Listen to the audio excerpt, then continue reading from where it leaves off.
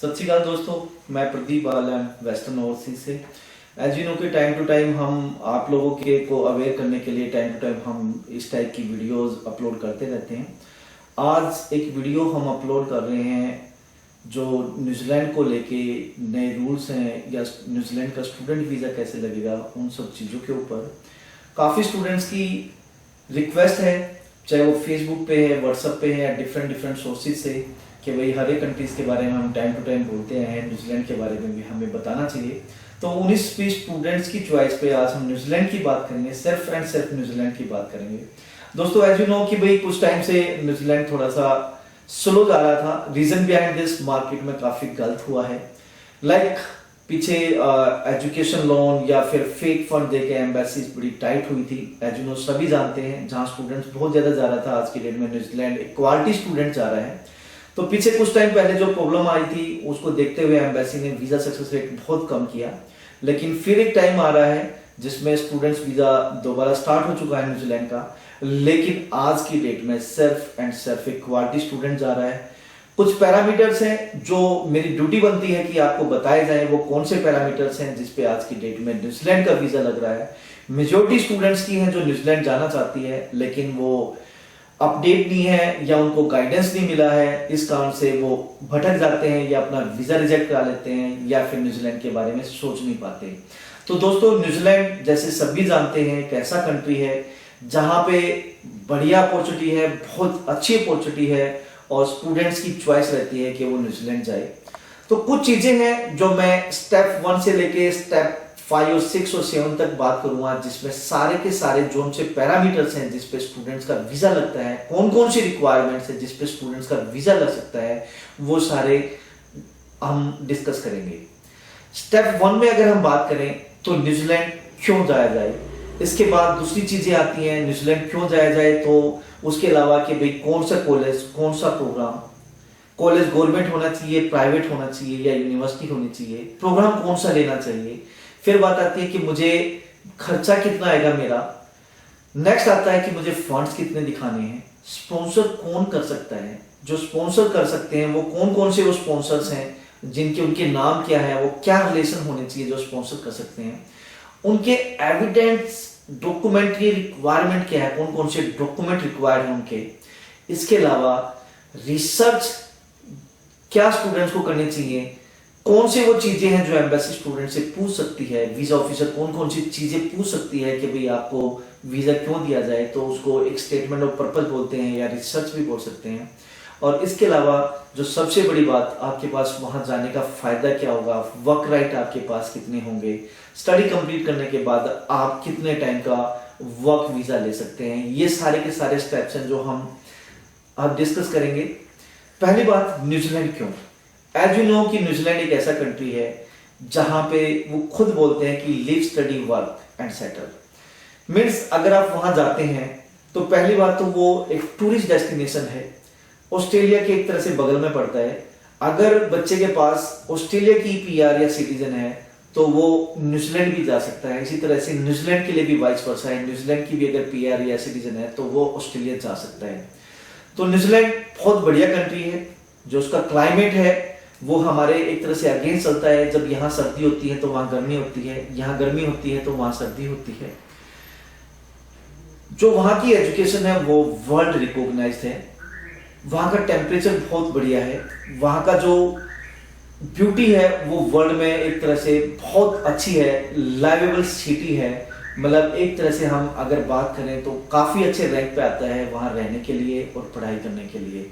तो ओवरऑल अगर बात करें तो न्यूजीलैंड धरती पे हेवन है, स्वर्ग है, इसलिए न्यूजीलैंड जाना चाहिए। बात आती है कि बच्चे को कौन से एजुकेशन प्रोवाइडर्स में एडमिशन लेना चाहिए। देखिए यहाँ पे यूनिवर्सिटीज हैं, 8 यूनिवर्सिटीज हैं, पॉलिटेक है जिसको गवर्नमेंट कॉलेज बोलते हैं, 18 से 21 पॉलिटेक हैं। इसके अलावा प्राइवेट कॉलेजेस हैं या स्कूल हैं। यूनिवर्सिटीज में सारे कोर्सेज अवेलेबल हैं, पॉलिटेक में भी मोस्टली कोर्सेज अवेलेबल हैं, प्राइवेट कॉलेजेस में भी हैं। लेकिन यहां पे मैं सजेस्ट करूंगा चाहे तो वो यूनिवर्सिटी जाए या गवर्नमेंट कॉलेज जाए। प्राइवेट कॉलेज भी कुछ कैटेगरी 1 है, ए रेटेड है, उसमें भी आप जा सकते हैं। तो यहां देखना यह होगा कि आपकी जो प्रीवियस एजुकेशन है उसके बाद आगे जो फर्दर एजुकेशन लेने जा रहे हैं तो वो किस कॉलेज, किस एजुकेशन प्रोवाइडर में अवेलेबल है। मोस्टली कोर्सेज गवर्नमेंट कॉलेज में आपको सारे मिलेंगे। तो वो जो गवर्नमेंट कॉलेजेस हैं वो ऑकलैंड में भी हैं, वेलिंगटन में भी हैं, हैमिल्टन में भी हैं, क्राइस्ट चर्च में भी हैं, नीचे ड्यूनेडिन में भी हैं। तो हर जगह पे आपको कॉलेजेस मिल जाएंगे। बात आती है कि कौन सा प्रोग्राम, और प्राइवेट कॉलेज भी बुरे नहीं है, प्राइवेट कॉलेज भी काफी हैं जो अच्छे हैं, लेकिन आपने ये देखना कि कैटेगरी 1 या ए कैटेगरी वो कॉलेज होना चाहिए चाहे वो प्राइवेट है। अब आती है प्रोग्राम की बात। आज की टाइम दोस्तों वो टाइम लग चुका है कि आपने पीसीएम किया, फिजिक्स केमिस्ट्री मैथ किया तो आप बिजनेस कोर्स करने चले गए, आपने मेडिकल किया तब बिजनेस कोर्स करने चले गए, आपने कॉमर्स किया तब बिजनेस कोर्स करने चले गए, या आपने आर्ट्स के स्टूडेंट है तब आप कॉमर्स अपना बिजनेस मैनेजमेंट का कोर्स करने चले गए। ये एक मतलब यहाँ पे जो नॉर्थ इंडिया में जो चीज देखी गई है कि भीड़ चाल है। मोस्टली कंसल्टेंट मिसगाइड करते हैं, रिलेवेंट कोर्स नहीं देते, और एक ऐसे कोर्स में एडमिशन देके बच्चे को फंसा देते हैं जब वहां जाके बच्चे को लगता है कि यार मैं कहाँ आ गया, इसका आउटकम तो कुछ है ही नहीं, इसका कुछ स्कोप तो है ही नहीं। तो कहने का मतलब ये है वो चीजें अब खत्म हो चुकी हैं।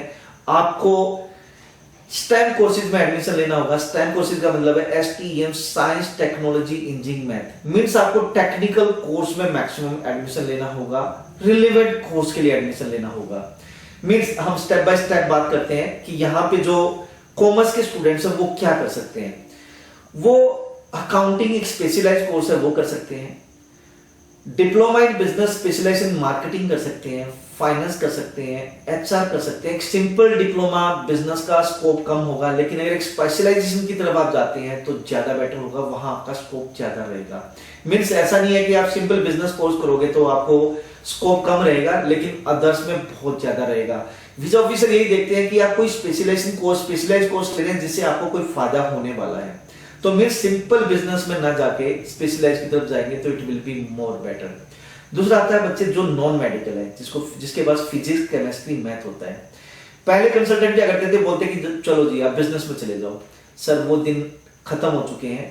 अगर आपके पास PCM है तो अगेन आप स्पेशलाइज की तरफ जाओगे, जिसमें आप IT कर सकते हो, इलेक्ट्रिकल कर सकते हो, मैकेनिकल कर सकते हो, सिविल कर सकते हो, प्रोजेक्ट मैनेजमेंट कर सकते हो।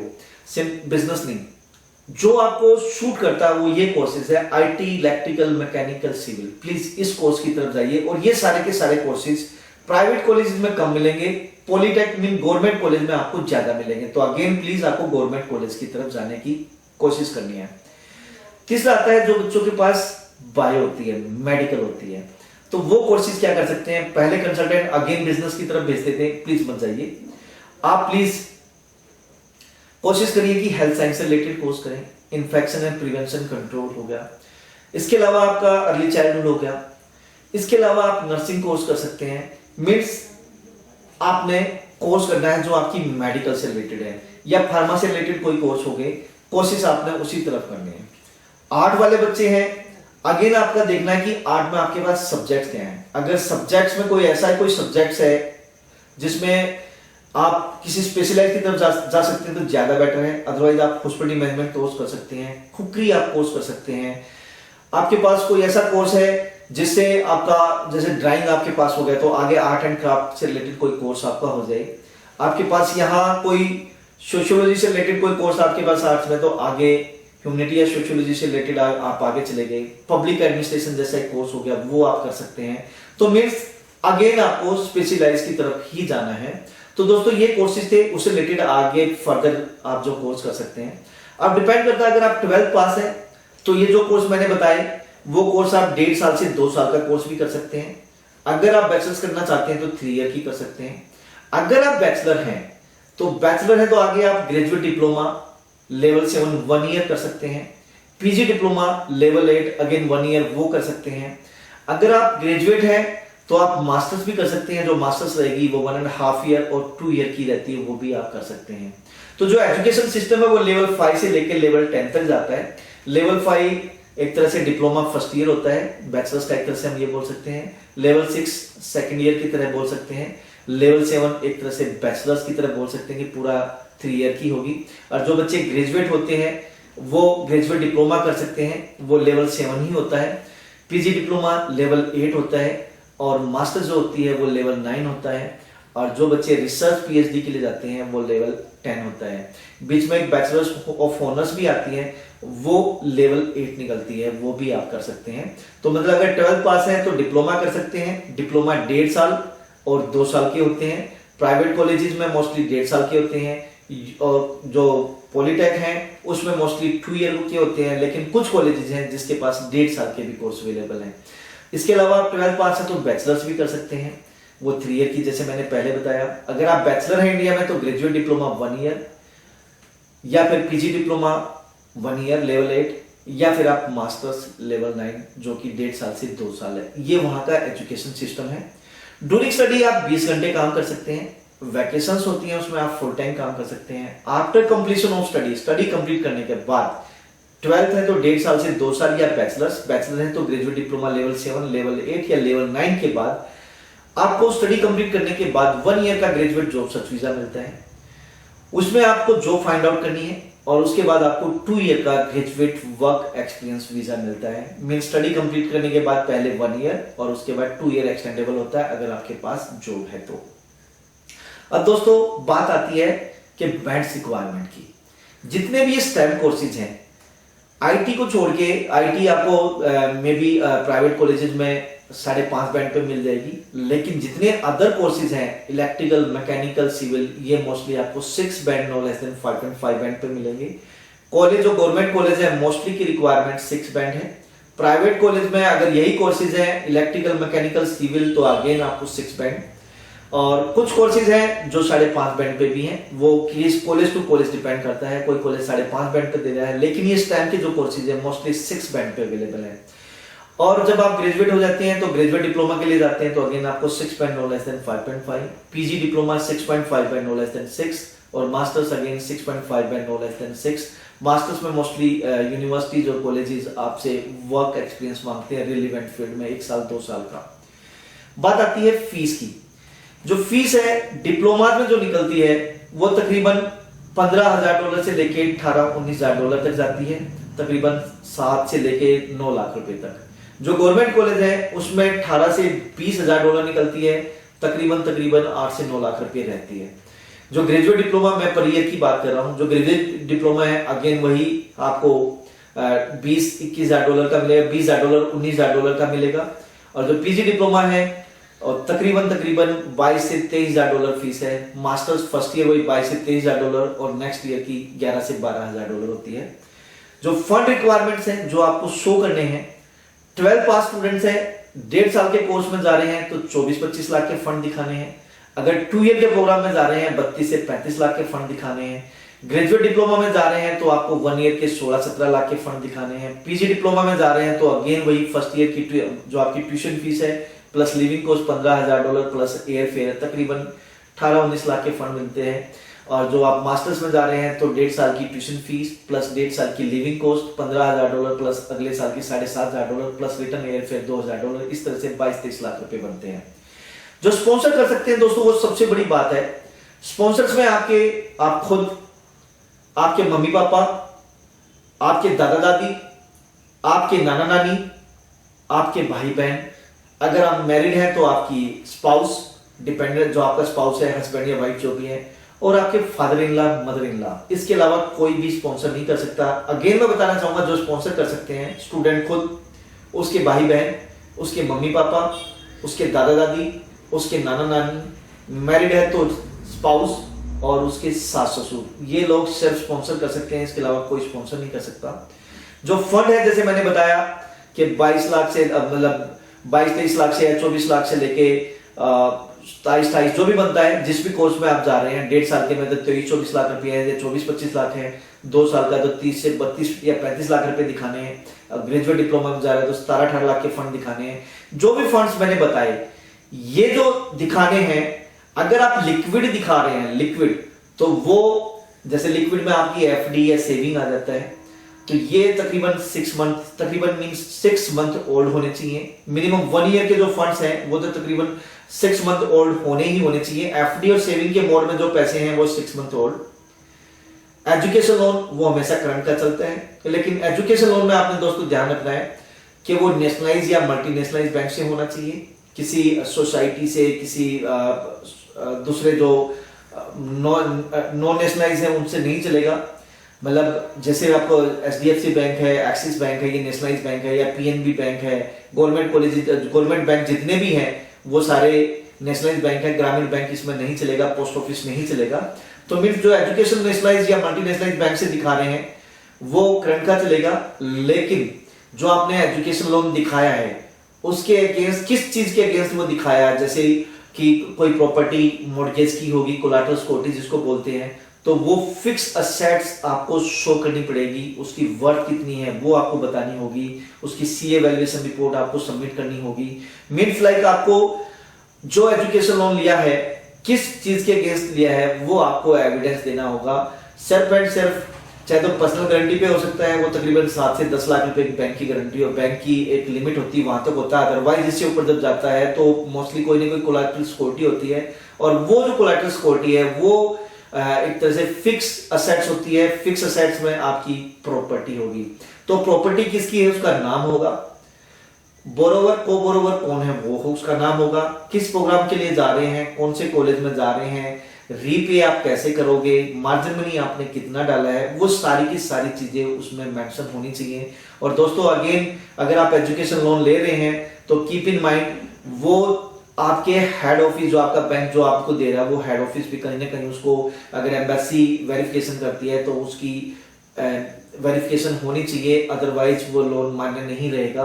तो प्लीज आप जिस भी बैंक से लोन ले रहे हैं तो रिक्वेस्ट है कि आप अपने बैंक से प्लस अपने हेड ऑफिस से जरूर बोलें कि अगर मेरे को मेल आती है वीजा ऑफिसर की तरफ से तो क्विक उसको रिस्पॉन्स दें, क्योंकि आज की डेट में मार्केट में फेक फंड ज्यादा हो रहे हैं, फेक एजुकेशन लोन ज्यादा हो रहे हैं। तो ऐसा ना हो कि आपका जेन्युइन एजुकेशन लोन हो लेकिन आपका बैंक अगर टाइम पे रिवर्ट नहीं करता तो रिजेक्शन के चांसेस रहेंगे। इसके अलावा कोई गवर्नमेंट जॉब पे है या प्राइवेट जॉब पे है तो EPF और GPF वो भी चलेगा। इसके लिए हमें बैंक स्टे उसकी क्या नाम है एनुअल स्टेटमेंट चाहिए डिपार्टमेंट से कि आपके कितना टोटल GPF या EPF है, प्लस में डिपार्टमेंट अपने लेटर हेड पे लिख के देगा कि टोटल EPF या GPF इतना है और इसमें से कितना % वो आपकी एजुकेशन के लिए, हायर एजुकेशन के लिए यूज कर सकता है, विड्राएबल % कितना है। तो वो लिख के देना होगा बैंक को या आपके डिपार्टमेंट को, जो भी डिपार्टमेंट है आपके पेरेंट्स का या जो भी आपको स्पॉन्सर कर रहे हैं, तो वो सब चीजें चल सकती हैं। अगेन बताना चाहूंगा, फंड्स में education loan, EPF GPF, but उसका जितना % विड्रॉ कर सकते हैं वो चलेगा। FD और सेविंग, ये दोस्तों फंड्स हैं जो चलेंगे। FD और सेविंग 6 मंथ होल्ड होनी चाहिए। तो आपको फर्स्ट ईयर के जो फंड्स हैं वो मिनिमम 6 मंथ होल्ड होने चाहिए। नेक्स्ट ईयर के लिए प्रोजेक्ट प्लान आपको दिखाना होगा।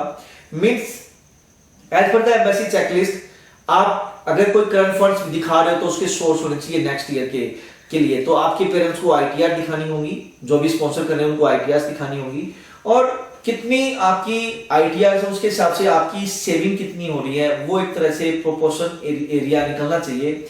इसके अलावा कोई और रिसेंट फंड्स हैं तो उसके सोर्स, लाइक आपने कोई पर्सनल लोन लिया, कोई प्रॉपर्टी लोन लिया तो नेक्स्ट ईयर की फीस पे करने के लिए, तो वो चीज आपको दिखानी होगी क्या होगी। बट मेरी रिकमेंडेशन आज की डेट में यही है कि एम्बेसी मोस्टली 6 मंथ फंड्स पे बिलीव करती है। तो 1 ईयर के तो फंड्स आपने 6 मंथ और दिखाने हैं, नेक्स्ट ईयर के भी अगर आप 6 मंथ और दिखा दें तो ज्यादा बेटर है। जो फंड्स या जो बैंक नहीं चलते, मैं उसका भी यहाँ डिस्कस करना चाहूंगा। अगर आपका पोस्ट ऑफिस में पैसा वो नहीं चलेगा, आपको निकाल के उसको नेशनलाइज बैंक में डालना होगा। कृषि लोन का पैसा नहीं चलेगा, कृषि लोन से आपने पैसा लिया है तो उसको नेशनलाइज बैंक में डाल के 6 मंथ होल्ड कर लो तब चलेगा। आपने कोई प्रॉपर्टी सेल की है तो आप उस पैसे को 6 मंथ होल्ड कर लो तब वो पैसा चलेगा, अदरवाइज आप रिसेंट दिखाओगे तो नहीं चलेगा।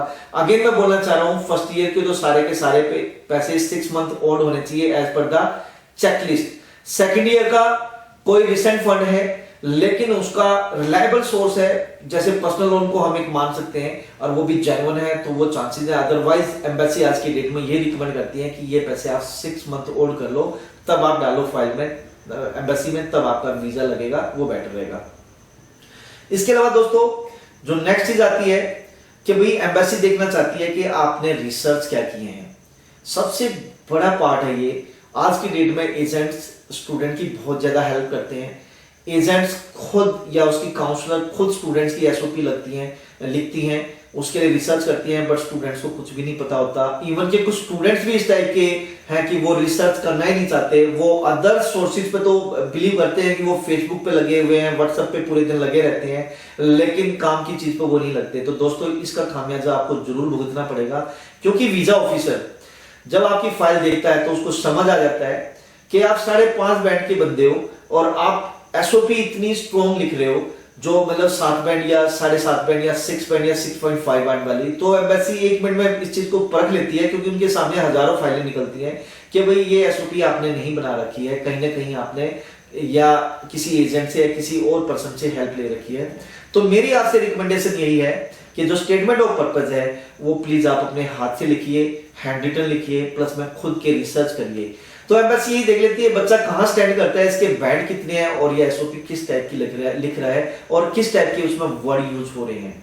तो दोस्तों यही चीज सबसे बड़ी है, जो स्टेटमेंट ऑफ पर्पज जिसमें रिसर्च आपके लिखे जाने होते हैं, वो प्लीज अगर आप करते हैं तो आपका काम एक तरह से ये लगा लो, अगर वो इंटरव्यू एम्बेसी लेती है तो आप कहीं ना कहीं आपने खुद वो काम किया है, तो डेफिनेटली आप उस बारे में अच्छे तरीके से बोल सकते हैं। अब एसओपी में क्या क्या चीजें कवर होती हैं, ये एक मेजर पार्ट है और इस पे ये बहुत बड़ा रोल अदा करता है। जो आपके रिसर्च है इस पे आपका वीजा डिपेंड करता है। एम्बेसी देखना चाहती है कि आप न्यूजीलैंड क्यों जाना चाहते हैं। अदर भी तो कंट्री है भाई, ऑस्ट्रेलिया है, कनाडा है, यूरोपियन कंट्रीज है, यूएस है, उनको छोड़ के आप न्यूजीलैंड ही क्यों जाना चाहते हैं। तो आपको ये डिफरेंशिएट करना पड़ेगा, आपको ये चीज बतानी पड़ेगी कि आप उन कंट्रीज में जाके न्यूजीलैंड में क्यों जाना चाहते हैं। सेकंड, आप पर्टिकुलर यही कोर्स क्यों करना चाहते हैं। ये जो पर्टिकुलर कोर्स है इसका आउटकम क्या होगा, इस कोर्स को कंप्लीट करने के बाद आपको किस टाइप की जॉब मिलेगी, किस तरह से ये कोर्स आपके करियर को एडप्ट देगा, किस तरीके से ये कोर्स कंप्लीट करने के बाद आपका करियर बनेगा, आप किस टाइप की जॉब ढूंढ रहे हैं जो इस कोर्स को करने के बाद आपको मिलेगी, किस टाइप की कंपनी में मिलेगी, किस कंट्री में मिलेगी, ये सारी चीजें लिखनी बहुत जरूरी है। नेक्स्ट जो चीज है कि ये जो कोर्स कर रहे हैं इसमें किसके कोर्स कंटेंट क्या है, इसमें क्या आप पढ़ोगे, वो भी एक बहुत बड़ी बात है, उसके बारे में वीजा ऑफिसर आपसे पूछ सकता है। नेक्स्ट चीज कि भाई ये कोर्स पर्टिकुलर इसी कॉलेज से क्यों करना चाहते हैं, अदर कॉलेज भी तो न्यूजीलैंड में, आप वहां से क्यों नहीं करना चाहते, आप सिर्फ पर्टिकुलर इस कॉलेज से ही क्यों करना चाहते हैं। तो अगेन दोस्तों, आपको सपोज करो आप डिप्लोमा इन मैकेनिकल करने जा रहे हैं, तो डिप्लोमा इन मैकेनिकल जिस कॉलेज से आप कर रहे हैं उस बारे में तो आप रिसर्च पूरा करेंगे ही करेंगे। साइमल्टेनियसली जो अदर कंपटीटर कॉलेजेस है, गवर्नमेंट या प्राइवेट कॉलेज न्यूजीलैंड में, उस बारे में भी आपको सर्च करना पड़ेगा कि उस कॉलेज में ये कोर्स अवेलेबल है, लेकिन वहां से निकल के आप पर्टिकुलर इस कॉलेज से क्यों करना चाहते हैं। तो प्लीज आप जिस भी कॉलेज में जा रहे हैं उस कॉलेज के अलावा अदर कॉलेजेस के सेम कोर्स आपको सर्च करने पड़ेंगे। फिर सेम यही सिटी के सपोज करो आप ऑकलैंड जा रहे हो, ऑकलैंड ही क्यों, आप वेलिंगटन क्यों नहीं गए, हैमिल्टन क्यों नहीं गए, क्राइस्टचर्च क्यों नहीं गए। तो अगेन आपको फिर उस सिटी के बारे में सर्च करना है, अदर सिटीज के बारे में भी आपको सर्च करना होगा, प्लस में फिर आपको एडअप करके बताना होगा कि भाई मैं इस पर्टिकुलर सिटी में क्यों जा रहा हूं, बेनिफिट्स क्या होंगे, आपको स्पॉन्सर कौन कर रहे हैं, किस टाइप से स्पॉन्सर कर रहे हैं, किस मोड में स्पॉन्सर कर रहे हैं, कितनी वो सेविंग दिखा रहे हैं, कितने का एजुकेशन लोन दिखा रहे हैं, कितने की एफडी है। ये सारी चीजें आपको उस एसओपी में लिखनी होगी। आपके जो स्पॉन्सर है उनके ऑक्यूपेशंस क्या हैं, वो भी बहुत बड़ी चीज है, वो भी आपको एडअप करनी पड़ेगी। एक इंपॉर्टेंट चीज दोस्तों जो बहुत जरूरी है आज की डेट में, एम्बेसी जो मैंने आपको स्पॉन्सर्स बताए जो कर सकते हैं, जिसमें अगेन मैं बताना चाहूंगा स्टूडेंट खुद, उसके पेरेंट्स, उसके भाई बहन, उसके दादा दादी, उसके नाना नानी, मैरिड है तो उसका स्पाउस और उसके father in law mother in law, ये जो स्पॉन्सर कर रहे हैं इनके आईडी प्रूफ देने जरूरी है। ये भी दोस्तों आज की डेट में फेक बनते हैं मार्केट में, इसलिए एम्बेसी ने कुछ पैरामीटर्स रखे हैं कि क्या क्या आप दिखा सकते हो इनके लिए और क्या क्या नहीं दिखा सकते। जो भी आप स्पॉन्सर कर रहे हो उनकी आइडेंटिटी आपको जो दिखानी है, ताकि उससे आपका मैचअप हो पाए कि आपके रिलेशन क्या है, उसमें क्या क्या, एक आधार कार्ड, पासपोर्ट और एक डॉक्यूमेंट और है बर्थ सर्टिफिकेट। पासपोर्ट, आधार कार्ड और बर्थ सर्टिफिकेट, ये 3-4 डॉक्यूमेंट है जो आपने दिखाने हैं। जो नहीं दिखाने या जो दिखाओगे जो नहीं चलेंगे वो voter card, ration card driving और एकेडमिक। इन चीजों पे मोस्टली एम्बेसी ने फेक चीजें पाई हैं कि अभी जो स्पॉन्सर कर रहे हैं दादा दादी नाना नानी या भाई बहन, वो कहीं ना कहीं इनमें एडिटिंग देखी गई है एम्बेसी ने, इसलिए ये लोग ये नहीं चलेंगे। जिसमें अगेन मैं आईडीज बता रहा हूँ, voter card, ration card, driving licence और एकेडमिक जो आपको स्पॉन्सर कर रहे हैं उनके ये आईडी प्रूफ नहीं चलेंगे।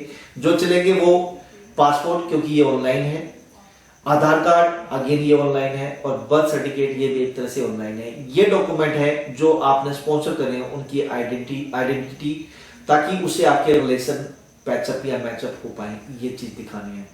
तो दोस्तों मेरे ख्याल से जो चीज मैंने आपको बताई है ये काफी वैल्यूएबल होंगी आपके लिए, और फ्यूचर में भी इसी तरीके से हम आपको बताते रहेंगे।